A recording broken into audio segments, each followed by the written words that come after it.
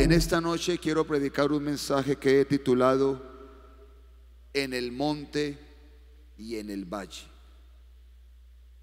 Saben que hay algunos términos de la palabra del Señor los cuales hay que analizar minuciosamente, o al menos hay que meditar en ellos para poder determinar el significado profundo que estos tienen, a pesar de que sean términos sencillos. Por ejemplo, Jesús utilizó mucho el término vencer. Apocalipsis capítulo 3 verso 20 dice el Señor: al que venciere, yo le daré que se siente conmigo en mi trono, así como yo he vencido y me he sentado con mi Padre en su trono. El capítulo 2, el verso 7 dice: el que tiene oídos, oiga lo que el Espíritu dice a las iglesias. Al que venciere, le daré de comer del árbol de la vida que está en medio del paraíso de Dios. Entonces, el término vencer significa derrotar o rendir al adversario o al enemigo también. El apóstol Pablo, que es uno de los principales escritores del Nuevo Testamento, utilizó algunos otros términos que también son muy curiosos. Por ejemplo, 2 de Corintios capítulo 10 versos 3 y 4. Aunque andamos en la carne, no militamos según la carne. Y luego dice: porque las armas de nuestra milicia no son carnales, sino poderosas en Dios para destrucción de fortalezas. Es decir, utiliza el término milicia, que es un término que hace referencia a la técnica para hacer la guerra o la técnica para preparar soldados para la guerra. ¿Sí ven? A Timoteo le escribe en su primera carta, capítulo 1, verso 18, y le dice: este mandamiento, hijo Timoteo, te encargo, para que en cuanto a las profecías que antes fueron dichas en cuanto a ti, milites por ella la buena milicia. En su segunda carta, capítulo 2, verso 3, le dice: tú pues sufre penalidades como buen soldado de Jesucristo. Ninguno que milita se enreda en los negocios de la vida a fin de agradar a aquel que lo tomó por soldado. Entonces, son una serie de términos que realmente no hacen parte del común, sino que pertenecen más a un argot, es decir, más exactamente al campo militar, lo que es el término soldado, el término milicia, el término armas. Y si analizamos a quién le estaba escribiendo el apóstol, pues le estaba escribiendo, en el caso de los corintios, a una iglesia como lo somos nosotros, que era la iglesia de los corintios. A Timoteo, por ejemplo, le estaba escribiendo a un joven pastor, no le está escribiendo a un soldado ni a un guerrillero. Sin embargo, si utilizaríamos esos términos en medio nuestro, pues sonaría muy extraño, ¿cierto? Muy curioso. Que el hermano que esté dirigiendo acá diga: vamos a invitar al soldado Rodríguez que venga y dirija los coros, o al general Henao que venga y nos predique en esta noche. Sonaría algo muy curioso, ¿cierto? Pero lo que podemos ir encaminando en esta noche es que realmente el cristiano está sumergido en una guerra o en una batalla que debe vivir cada día. Porque el apóstol se fue un poco más con esto. Cuando escribe a los Efesios, en el capítulo 6, a partir del verso 10, les dice: por lo demás, hermanos míos, fortaleceos en el Señor y en el poder de su fuerza, y vestidos de toda la armadura de Dios para que podáis estar firmes contra las acechanzas del diablo. Y dice el verso 12: porque no tenemos lucha contra sangre y carne, sino contra principados, contra potestades, contra gobernadores de las tinieblas de este siglo, contra huestes de maldad en las regiones celestes.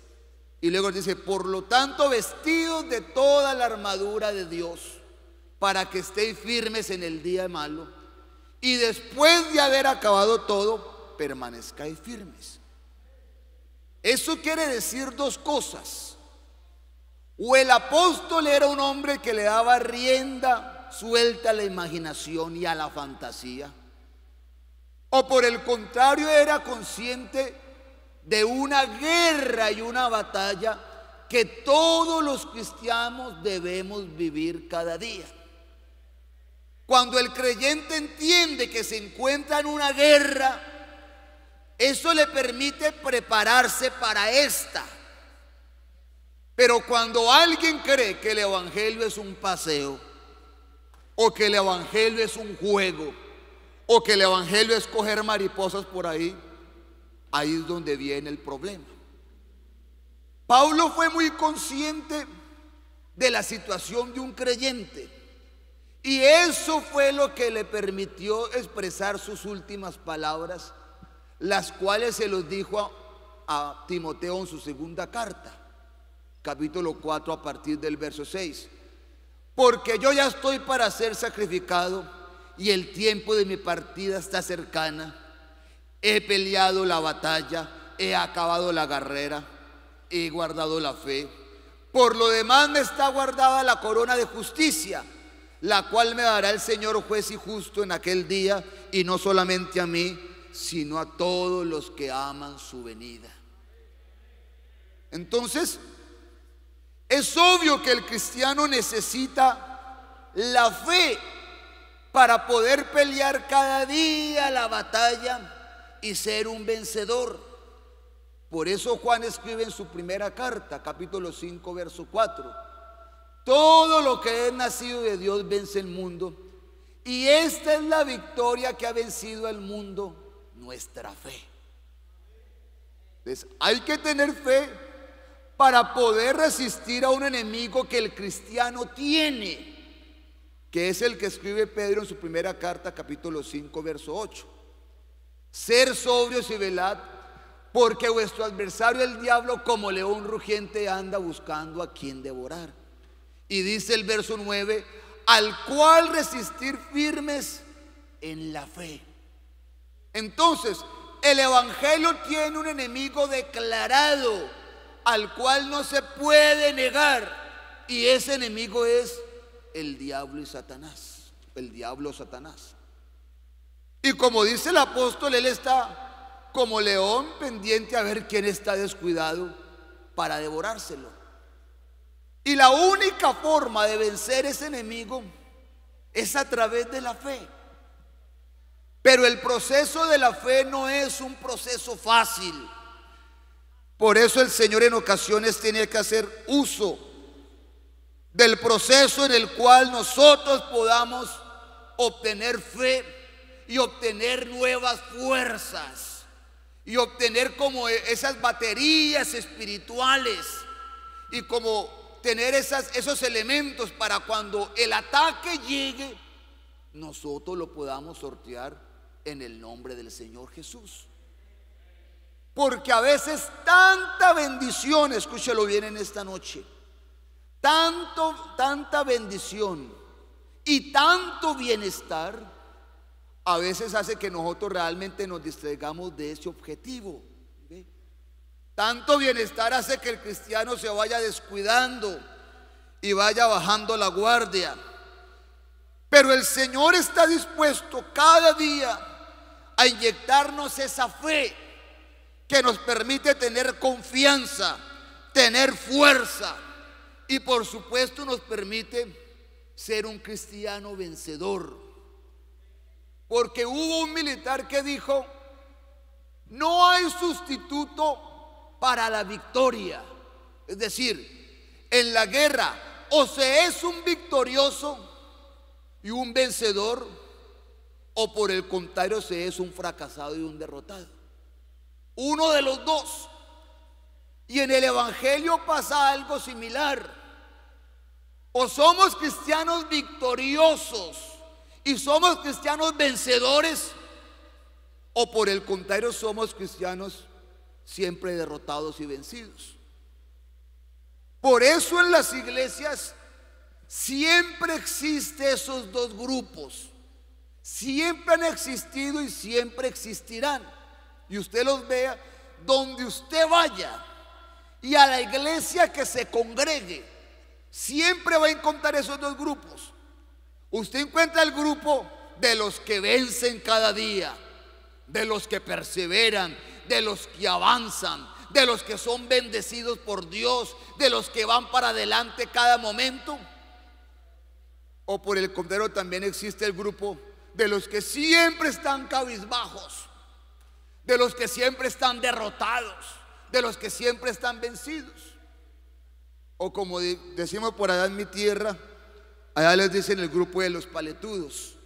No sé si por acá también les dicen aquí, así. Es decir, los que mantienen congelados, mantienen fríos. Esos son los dos grupos que existen en la iglesia: los vencedores o los derrotados y los mediocres. ¿A cuál de esos dos grupos quiere pertenecer usted? Alabanzas al Señor Jesús. Este episodio o esta situación de la que vengo hablando es la que nos narra el episodio que hemos leído en esta noche en la palabra del Señor. Ustedes saben que el pueblo hebreo estuvo durante 430 años en Egipto, de los cuales 400 fueron en total esclavitud. Es decir, la vida en Egipto para ellos no fue nada fácil. Fue una vida de desengaños, fue una vida de promesas no cumplidas, fue una vida de arduo trabajo y servidumbre, y donde nunca pudieron participar del fruto de su trabajo. Es decir, Egipto para ellos fue una tierra desagradecida, de sinsabores y de amargura. Por eso cuando llega Moisés a Egipto, como ustedes saben la historia, Moisés llega con una propuesta diferente, y es una propuesta de libertad, pero la libertad que Dios enseña en su palabra, porque la libertad de Dios no se expresa en ocio o en desocupe o en vagancia. Esa no es la libertad que Dios ofrece. La libertad que Cristo ofrece es salir del sometimiento del pecado y de lo malo y pasar a estar sometido completamente a Cristo. Esa es la libertad que la Biblia enseña.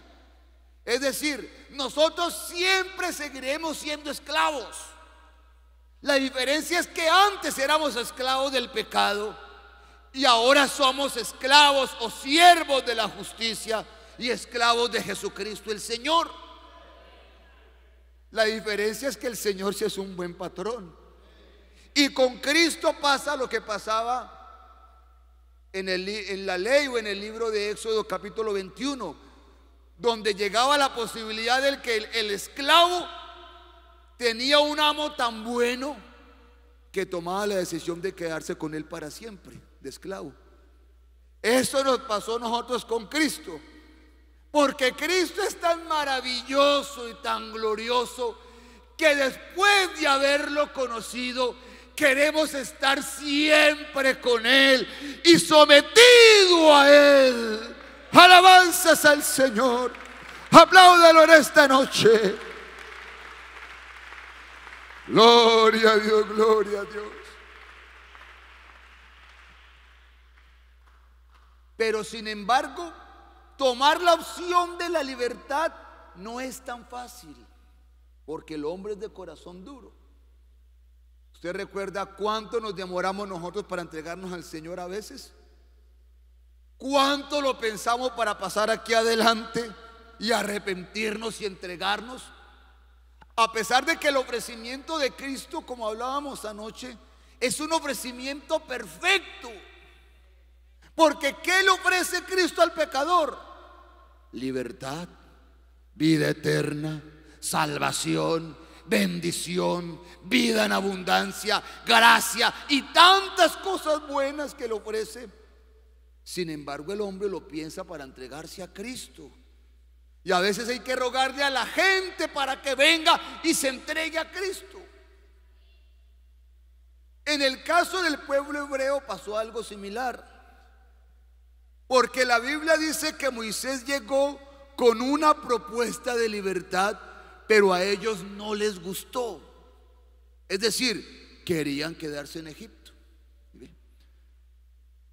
La propuesta no les gustó, no querían hacerlo. Eso es lo que enseña la Biblia.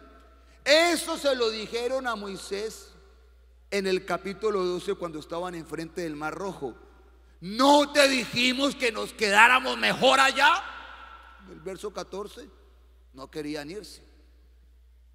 Sin embargo, ustedes saben todo lo que sucedió y cómo después de un proceso de tensión entre Moisés y el faraón egipcio, a través de 10 plagas, no 7, la Biblia dice que fueron 10 plagas. Después de eso toma la decisión de irse. Y sin embargo no es fácil, porque llegan y se enfrentan a un mar embravecido o enfurecido. Y ahí las cosas se ponen difíciles, porque atrás tienen 600 carros de a caballo de Faraón y enfrente hay un mar que hay que cruzar. Y sin embargo el Señor abre y divide las aguas, pero ellos tienen miedo de cruzar. Y eso es normal, a pesar de que era la salida para la libertad que tanto anhelaban. Pero sin embargo había miedo y había incertidumbre. Pero a pesar de todo eso y por la situación, ellos terminan introduciéndose en el mar, caminando por mar en seco. Y ustedes saben el milagro glorioso que pasó, de cómo cruzan todo el mar. Y cuando los carros de Faraón llegan ahí, pues el mar vuelve y se juntan las aguas y ellos perecen en el mar, los carros de Faraón. Entonces, claro, ellos pasan al otro lado y después de ese milagro tan grande, lo primero que hacen es tremenda fiesta, que eso es lo que vemos en Éxodo capítulo 15. No sé si es que eran costeños o qué, pero todo lo querían celebrar. Porque cuando cruzan el mar, claro, el capítulo 15 es el primer cántico de la Biblia. Y lo que ven es que, claro, la gente está contenta y feliz. Y sacan las panderetas y las tocan y las saltan y todo es fiesta. Y el Señor los deja celebrar. Pero la vida cristiana no es solamente fiesta. Eso es lo que el cristiano debe entender. Que la vida cristiana no es solamente fiesta y alegría. Eso no es la vida que Cristo ofrece. Por eso la Biblia enseña de momentos de contentamiento, pero también de momentos tristes. Ellos estaban ahí contentos, cantando, danzando, saltando, y el Señor los dejó. Pero no sabían que el Señor les estaba resguardando un proceso a través del cual su fe debía aumentar y su confianza en Él. ¿Y para qué era ese proceso? Para que su fe aumentara. ¿Y para qué? ¿Para qué que la fe aumentara? Para que estuvieran preparados para el ataque que les esperaba. Porque el Señor todo lo hace perfecto. Él nunca se equivoca. Por eso no importa si estamos pasando una situación adversa, difícil, de aflicción. Él sabe por qué permite las cosas. El Señor no improvisa con nada, ni tampoco ensaya, ni tampoco practica. El Señor es perfecto. Y cada cosa en nuestra vida tiene un propósito. Eso le pasó a esta gente. Porque cuando terminaron la fiesta y cuando terminó la alegría, pues se fueron por el desierto. Y claro, ya llevaban 3 días caminando. Usted se imagina, por un desierto, con un calor, Aunque por aquí también hace como calorcito. O si no, véanme. Pero se imagina un desierto con un calor tan inclemente, desprovisto de cualquier provisión básica como el agua, como la sombra. Un lugar desértico, seco, con animales, con niños, con enseres, con todo lo que llevaron. Porque me recuerdo estas carretas que hay aquí, que eso fue lo que ellos sacaron de Egipto, lleno de oro, porque salieron millonarios de Egipto, dice la Biblia, con esas carretas llenas de alhajas y oro por todos lados, llevando eso por el desierto. Y de repente se acaba el agua. Y claro, cuando se acaba el agua, pues ahí se empiezan las cosas difíciles.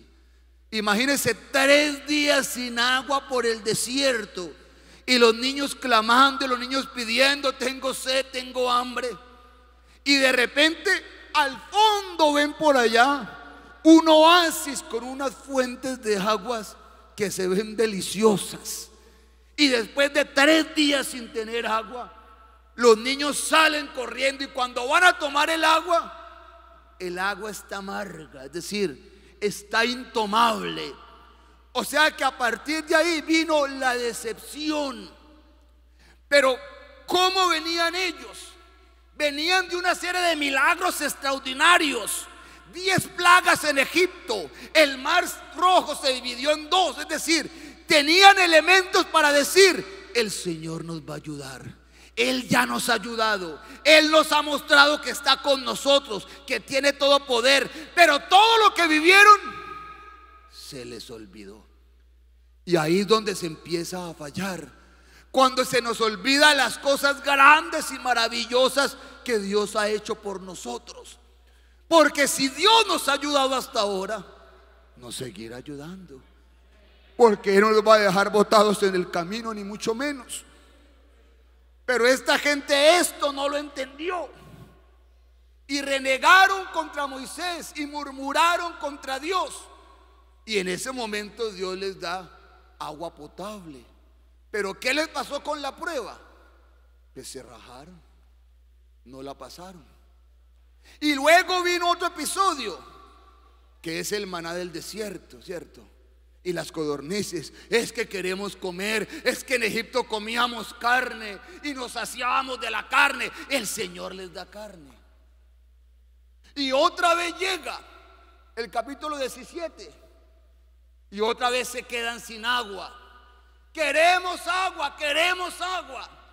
Y en vez de confiar que el Señor les había acabado de dar, otra vez vuelven y murmuran.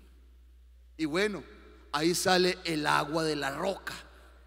Todos esos episodios eran precisos para que el pueblo se llenara de confianza, de fe, se llenara de fortaleza, es decir, que pudieran conocer más a Dios y que supieran el Dios que tenían, lo que les iba a permitir enfrentar el ataque que a continuación venía, que fue contra Amalek, que dice la Biblia que estaban en un lugar llamado Refidim.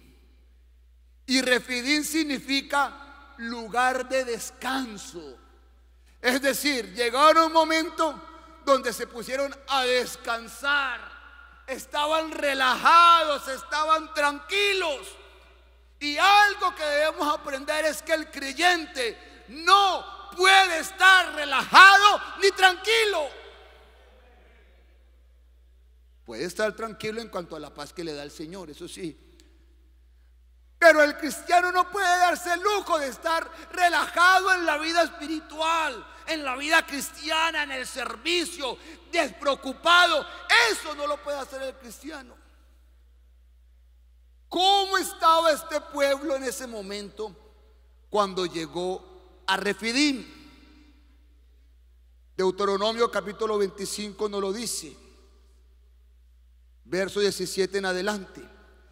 Acuérdate de lo que hizo Amalek contigo en el camino cuando salías de Egipto, de cómo te salió el encuentro en el camino y te desbarató la retaguardia de todos los débiles que iban detrás de ti cuando tú estabas cansado y trabajado. O sea que el pueblo estaba cansado y estaba trabajado, es decir, estaba desanimado. Y yo digo una cosa en esta noche: desanimarse o cansarse en la vida cristiana no es pecado. Todos en algún momento lo hemos estado. Pero aunque no sea pecado, sí es muy peligroso y muy riesgoso. Por eso cuando un creyente se cansa y se desanima, inmediatamente tiene que recuperarse, porque si no, corre el peor de los riesgos. Este pueblo estaba cansado, estaba trabajado, estaba desanimado. Y cuando estaba cansado, ahí es donde una tribu guerrera llamada Amalek los empezó a observar. Empezó a ver que estaban cansados y empezó a ver cuáles eran sus puntos débiles. ¿Quién era Amalek? La Biblia enseña que Amalek venía de un hombre llamado Esaú. ¿Usted recuerda quién fue Esaú? El hermano de Jacob. ¿Y usted recuerda cómo fue esa historia? De cómo Jacob y Esaú tuvieron un encuentro. Esaú era un hombre de campo, dice la Biblia, que le gustaba cazar, mientras que Jacob era un hombre quieto, que habitaba en tiendas. O sea, no le gustaba ensuciarse ni nada de eso, mantener impecable. Y un día Jacob vino cansado de una jornada de trabajo, y Jacob estaba guisando un alimento, unas lentejas, algo así, un guiso, dice la Biblia. Y cuando le pidió a Jacob, pues Jacob le dijo: ¿tienes hambre? Y Esaú dijo: sí, tengo hambre. Tengo un hambre que, mejor dicho, estaría dispuesto a hacer lo que sea. Ah, bueno, le vendo este plato de comida. ¿Y cuál es el precio? La primogenitura. Véndeme tu primogenitura, es decir, véndeme tu bendición. Véndeme lo que Dios te prometió. Y en ese momento Esaú estaba frente a dos situaciones.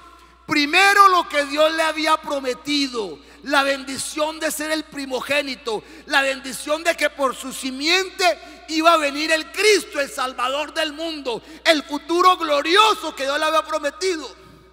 Pero por otro lado estaban los deseos carnales y físicos de tener que comer ya. Eran dos cosas, dos aspectos y una decisión que debía tomar. Por eso Esaú se volvió un profano, porque se volvió un hombre impulsivo, un hombre que quería comer y no podía esperar. De pronto su mamá le dijo: tranquilo, no hagas ese negocio, espérate 10 minuticos, yo te preparo algo, o hoy te lo preparas tú. Y Esaú habrá dicho: no, yo quiero comer y tiene que ser ya. Esos deseos carnales que no pueden dar espera, que no pueden contenerse y que no le importa nada las cosas de Dios. Aquel que pone su carne, sus deseos por encima del espíritu. Aquel que no puede controlar sus pasiones, que no puede controlar su concupiscencia y que no tiene en cuenta todo lo que está en juego, las cosas de Dios. Aquí hay muchas cosas en juego. Aquí está la salvación, aquí está la eternidad, aquí está la vida eterna, aquí está la familia, aquí está el ministerio, aquí está el servicio. Aquí hay muchas cosas delicadas.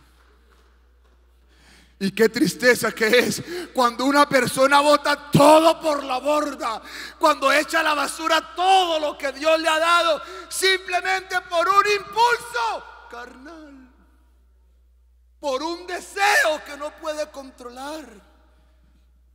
¿Cuántas personas han perdido un ministerio, una familia por 5 minutos de placer? ¿Cuántos? ¿Cuánto se habrá demorado comiendo Esaú? ¿Usted qué dice? Un hombre hambriento de campo, ¿cuánto se habrá demorado? 5 minutos. Eso es mucho. Eso se demora uno comiendo. Seguramente se comió eso en un minuto y se lo habrá comido rápido y seguramente habrá quedado lleno, habrá quedado saciado y en el momento habrá pensado luego: ¿qué hice? Ya cuando estaba satisfecho, ¿qué hice? ¿Cómo es que vendí mi primogenitura, mi bendición, lo que Dios me había prometido? Qué tristeza es uno dejarse vencer por la oferta de un presente sin tener en cuenta la promesa del futuro glorioso que esta iglesia tiene. Esta iglesia tiene un futuro grande y glorioso. Aquí no estamos de balde. Aquí no estamos por casualidad. Aquí no estamos perdiendo el tiempo. Aquí vamos detrás de algo grande. Por eso vale la pena entregarle la vida a Cristo. Vale la pena entregar los talentos. Vale la pena entregar la juventud, el intelecto. Vale la pena entregarlo todo a Él. Porque a esta iglesia le espera algo grande. Vale la pena ser cristiano. Vale la pena entregarse a Cristo. Vale la pena el evangelio.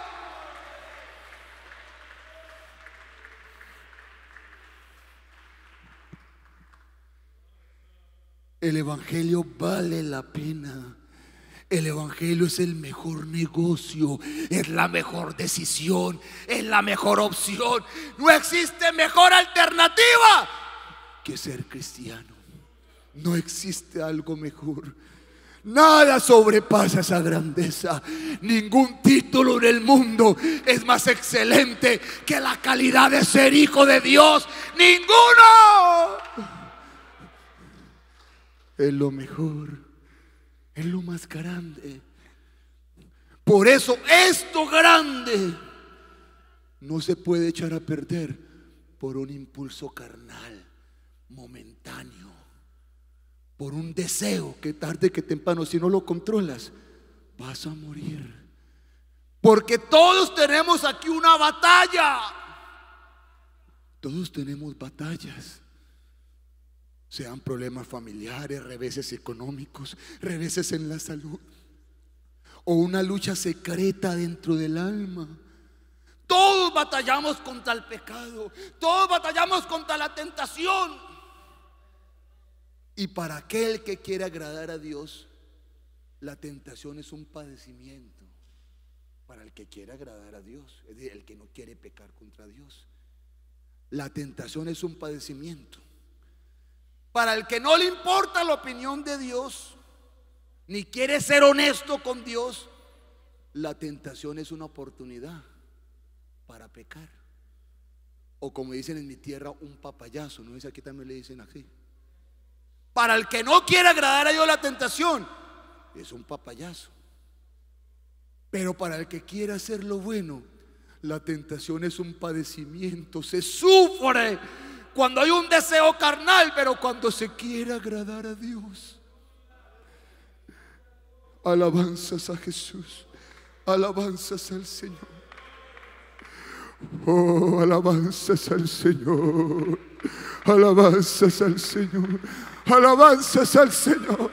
Gloria a Dios, gloria a Dios. ¿Sabe que el ataque del pecado siempre va a ser por la parte más débil, como dice acá? Dice la Biblia que los desbarató por la retaguardia, es decir, la parte de atrás. ¿Y quiénes van en la parte de atrás? ¿O quiénes iban en la parte de atrás? Los más débiles, es decir, los niños, los ancianos y las mujeres. Sin ser aquí machista ni nada de eso, no. Pero la mujer es más frágil. Y dice la Biblia que el ataque de Amalek fue por los más débiles. Porque el diablo no es leal. Y el diablo y la tentación te van a tocar por la parte que más te duele, por donde eres más débil. Ahí es donde hay que estar preparado. En lo que se es más vulnerable, en lo que se es mayor objetivo, en lo que mayor te cuesta para agradar a Dios, ahí es donde debes prepararte mejor. Hay cosas que a uno lo pueden atambalear como cristiano. Hay gente que le pone una cerveza ahí y eso es como si no lo pusieran nada, ¿cierto? Pero hay otros que les colocan ahí una botella de ron y se empiezan a derretir cuando lo empiezan a ver. Cada uno tiene su debilidad y el ataque siempre va a venir por la parte débil. Por ahí va a venir el ataque y por ahí viene la tentación. Este Amalek empezó a atacar los más débiles y por eso se levantaban y veían gente muerta por todas partes. Pero ¿dónde estaba el enemigo? No se veía, porque el enemigo no es leal, nunca se viene de frente. Pero llegó un momento en que esa tribu se vino de frente y de repente se vieron rodeados. Y en ese momento los hebreos no eran un pueblo guerrero como lo son ahora. Ahora medio los miran y parecen un perro rabioso. No los pueden ni mirar porque inmediatamente muestran los dientes por todo lo que les ha pasado. Pero en ese tiempo no eran guerreros, ni sabían pelear. Entonces de repente se encuentran rodeados y la única opción ahí era o pelear o morir, que es lo mismo que tiene el creyente. Aquí el que no pelea se muere. Porque ellos pensaron, bueno, y si nos devolvemos, ¿cómo se iban a devolver si ya estaban rodeados por todos lados? No tenían cómo devolverse. Es decir, o peleaban o se morían. Y eso es lo que debe entender el creyente. El creyente o se esfuerza, o se esmera, lucha y vence, o simplemente Satanás hace con él lo que quiera y le corta la cabeza. Eso le pasó a este pueblo. Y al ver esto, pues el líder era Moisés. Y acá es donde Moisés divide la batalla en dos partes, que son las dos partes que al creyente no le debe faltar. Moisés era un anciano de 80 años ya, tenía 80 años. Y su discípulo, que era Josué, tenía 45 años más o menos. Entonces Moisés toma a Josué y le dice: prepárate los mejores que tú puedas ver ahí, los más grandes, los más fornidos, los que usted vea que puedan pelear. Háganse espadas. Pues en ese tiempo las espadas no fueron lo que fueron en la Edad Media. Eran un pedazo de piedra y le sacaban un filo y esa era una espada. Prepárense espadas. Y Josué dijo: ¿y qué hacemos? Ustedes se van a quedar aquí abajo y van a pelear con toda la fuerza. Se van a esforzar, van a hacer lo que más pueden. Bueno. Y Josué le dijo a Moisés: ¿y usted qué va a hacer? Y Moisés dijo: yo me voy por acá, por este lado. De pronto Josué habrá dicho: uy, pero este anciano sí es muy cobarde, mira, nos va a dejar aquí embalados. Pero no fue así, sino que la batalla para ganarse se necesitaba dos peleas, dos batallas, dos guerras. Una abajo en el valle y otra arriba en el monte. Por eso mientras que Josué empieza a pelear con sus fuerzas humanas, que hay que pelear con las fuerzas humanas, es decir, hay que hacer lo que uno puede. Hay que tratar de cambiar las circunstancias. Hay que tratar de evitar el pecado, evitar la tentación. Hay que tratar de luchar con fuerzas. Pero escúchalo bien en esta noche: una pelea solo con nuestras propias fuerzas es una pelea perdida, porque esto no es con fuerzas, es una pelea perdida. Por eso cuando Josué empezó a pelear con sus fuerzas, se empezó a perder, dice la Biblia. ¿Cómo? ¿O cuál fue el complemento de esa pelea en el valle de Josué? Cuando Moisés subió al monte y cuando estaba allá, cuando alzó sus manos al cielo, que normalmente en la guerra las manos alzadas significaba sigan avanzando, sigan para adelante, no se rindan. Pero cuando Moisés alzó las manos, no estaba diciendo que siguieran adelante, sino que sus manos arriba eran el símbolo de que se rendían al Dios de la gloria y que dependían de Él. La vida cristiana depende del Dios de la gloria. Esto depende del Señor. Por eso el cristiano tiene que mantener con sus manos arriba al cielo, al Dios de la gloria.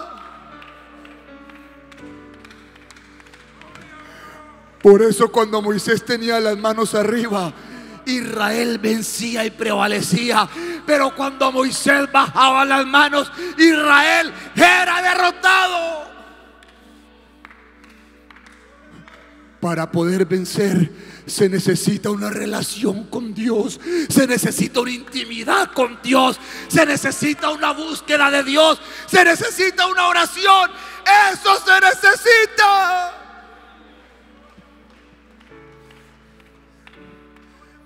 Para poder vencer se necesita estar convencido de que dependemos es del Señor. Nada te sirve, escúchalo bien. Nada te sirve tratar de hacer lo correcto si no lo complementas con búsqueda de Dios. No te sirve nada. La pelea, la batalla te queda incompleta. Como igual viceversa.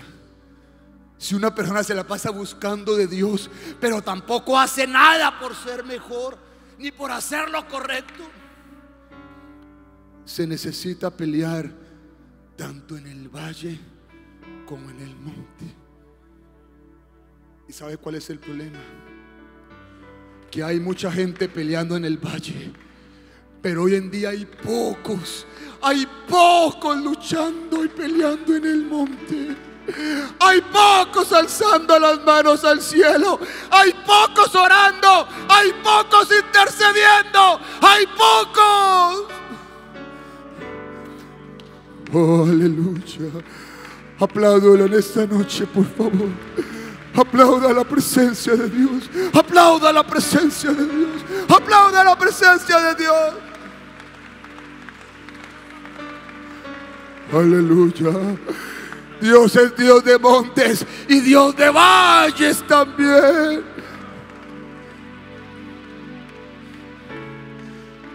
Yo le aseguro algo en esta noche, se lo digo, especialmente a los jóvenes.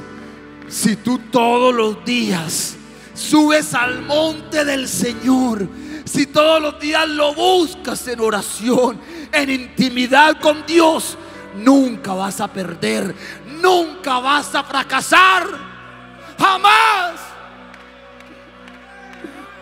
Nunca vas a fracasar. El que fracasa es porque sus manos nunca volvieron a alzarse delante de la presencia del Señor. Ese es el que fracasa, ese es el que se hunde, ese es el que se aparta, ese es el que cae en pecado. Aquel que suelta la mano de Dios, aquel que no quiere seguir dirigido por Dios, ese es el que termina Amalek acabándolo y peleando.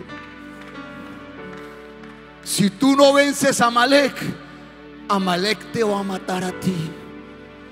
O vences la tentación, el pecado y la debilidad y los deseos mundanos, o ellos te van a vencer a ti. Eso le pasó al rey Saúl cuando Dios, el profeta, le dijo que fuera y acabara con Amalek todos, y él los dejó vivos, dice la Biblia. ¿Y quién fue el que le clavó una espada a Saúl? Una amalecita. Porque lo dejó vivo. Si hubiera acatado la orden, nadie le hubiera clavado una espada en el pecho. ¿Quién se la clavó? Una malecita se la clavó. O vencemos el pecado y matamos al pecado todos los días, o el pecado nos termina matando a nosotros. Pero aquí está la solución. Aquí está la solución. Y la solución es Él. La solución es Él. La solución es Cristo el Señor y las fuerzas que Él ofrece. Él quiere darte fuerzas. Él quiere darte alientos. Él quiere darte fortaleza para que superes, para que venzas. Pero hay que subir al monte. Yo quiero invitar a alguien en esta noche que quiera subir al monte y pase aquí adelante. Alguien que quiera pasar aquí, venga. Venga, que aquí está el monte de Dios.